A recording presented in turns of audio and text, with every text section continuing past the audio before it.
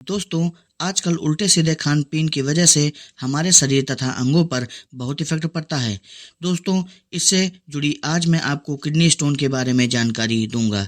दोस्तों, kidney stone क्या होता है, क्यों होता है, किडनी स्टोन की पहचान कैसे करें, क्या डायग्नोसिस होगी, कौन से टेस्ट होंगे, क्या ट्रीटमेंट होगा, सर्जिकल इंटरवेंशन क्या होगा, यह सब जानकारी आज मैं आपको दूंगा। तो चलिए शुरू करते हैं। दोस्तों, किडनी स्टोन एक कंडीशन है जो एक या एक से अधिक जैसे कि पेल्विस, किडनी और यूरेटर में स्टोन प्रेजेंट रहता है। इसको किडनी स्टोन बोलते हैं। किडनी स्टोन किन किन धातुओं से मिलकर बनता है, जैसे कि calcium, oxalate, phosphate, uric acid व अन्य पदार्थों से मिलकर बनता है। दोस्तों, ये पदार्थ खाने से तथा पीने के पानी से मिलकर बनते हैं तथा शरीर में इकट्ठा होते हैं और धीरे धीरे बड़े होने लगते हैं और यही पथरी का कारण बनते हैं। स्टोन के कॉजेज़ क्या हो सकते हैं, किसको पथरी हो सकती है, जैसे कि पानी कम पीना, ज़्यादा बैठने वाले को जो कि ऑफिस में बहुत देर तक बैठकर काम करते हैं, मोटापा, जंक फूड बहुत ज़्यादा मात्रा में नमक की खाना, चीनी बहुत ज़्यादा मात्रा में खाना, एक्सरसाइज ना करना, इन्फेक्शन और जेनेटिक कारण भी हो सकता है। दोस्तों, ज़्यादा प्रोटीन वाले भोजन से भी पथरी बनने का खतरा बना रहता है। दोस्तों, अगर किडनी स्टोन हो गया है तो हम उसको कैसे पहचानेंगे कि हमें किडनी स्टोन हुआ है। तो दोस्तों, बहुत ज़्यादा और चुभन वाला दर्द पीठ के नीचे साइड में होता है, पेशाब करते समय जलन होती है, मूत्र मार्ग से कभी कभी ब्लड भी आ जाता है, कभी कभी इन्फेक्शन के कारण फीवर भी हो जाता है, पेशाब रुक रुक कर होने लगती है। यह सब कारण किडनी स्टोन की पहचान के होते हैं। दोस्तों, अगर टेस्ट की बात करें तो सबसे पहले यूएसजी करवाएंगे, अल्ट्रासोनोग्राफी करवाएंगे, सीटी स्कैन करवाएंगे, एक्सरे करवाएंगे, ब्लड टेस्ट में KFT जैसे कि किडनी फंक्शन टेस्ट और कैल्शियम और यूरिक एसिड, मैग्नीशियम के टेस्ट करवाएंगे, जिससे कि पता चल सके कि कैल्शियम वाली पथरी हो रखी है या यूरिक एसिड की वजह से पथरी हो रखी है या मैग्नीशियम के ज़्यादा मात्रा की वजह से मैग्नीशियम वाली पथरी हो रखी है। यूरिन माइक्रोस्कोपिक करवाएंगे। यूरिन माइक्रोस्कोपिक से पता चल जाएगा कि हमें किस शेप की पथरी है, ताकि उसको दवा से आसानी से निकाला जा सके। दोस्तों, यह तो ब्लड टेस्ट की बात हो गई। अब अगर ट्रीटमेंट की बात करें तो 8 या 10 mm तक की पथरी हो तो वह दवा के जरिए कुछ दिनों में निकल जाती है। इसके ऊपर की पथरी नहीं निकलती है या कभी कभी निकल भी जाती है।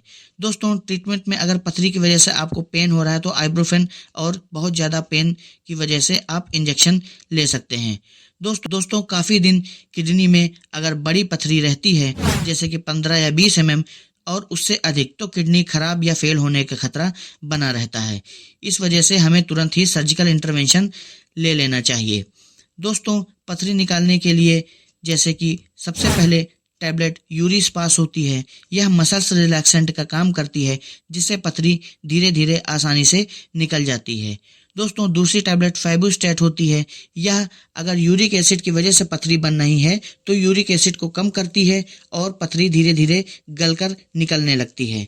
दोस्तों, तीसरी टैबलेट वेरिनोस्टैट की बात करें अगर, तो यह कैल्शियम की मात्रा को कम करती है। अगर कैल्शियम की वजह से पथरी बन रही है तो यह कैल्शियम को ब्लॉक कर देगा और कैल्शियम धीरे धीरे गलकर निकलने लगेगा और धीरे धीरे स्टोन खत्म हो जाएगा।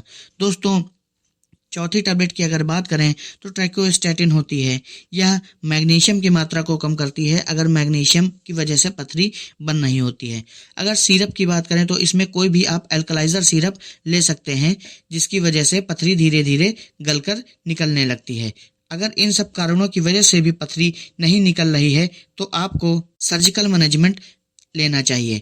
सर्जिकल मैनेजमेंट में सबसे पहले आपको यूरेथ्रोस्कोपी करवानी चाहिए। अगर यूरेथ्रोस्कोपी से नहीं निकल रही है तो आपको शॉक वेव लिथोट्रिप्सी करवानी चाहिए। शॉक वेव लिथोट्रिप्सी में एक शॉक वेव दी जाएगी, जिससे किडनी का स्टोन टूट जाएगा और पथरी आसानी से मूत्र मार्ग से निकल जाएगी। तीसरे नंबर पे परक्यूटेनियस नेफ्रोलेक्टोमी करवाई जाती है। अगर इन तीनों की वजह से पथरी नहीं निकल रही है तो फिर हमें ओपन सर्जरी करवा लेनी चाहिए। तो पथरी होने पर हमें क्या नहीं खाना चाहिए, नमक का सेवन कम से कम करना चाहिए, चाय, कोल्ड ड्रिंक और कॉफ़ी का सेवन नहीं करना चाहिए। इसकी वजह से हमें डिहाइड्रेशन होता है। डिहाइड्रेशन होने की वजह से पथरी चिपकने का खतरा रहता है और स्टोन आसानी से नहीं निकलता है। ऑक्सलेट वाली चीज़ें भी बहुत कम खानी चाहिए या नहीं खानी चाहिए, इससे पथरी बड़ी होने का खतरा बना रहता है। ऑक्सलेट वाली चीज़ें जैसे पालक, टमाटर, अमरूद, पत्ता गोभी, ज़्यादा कैल्शियम वाली चीज़ें एग्जाम्पल अंडा, मांस, मछली, दूध, घी, मक्खन, यह सब नहीं खाना चाहिए। इन सब कारणों की वजह से भी पथरी बड़ी होती है या पथरी होने का खतरा बना रहता है।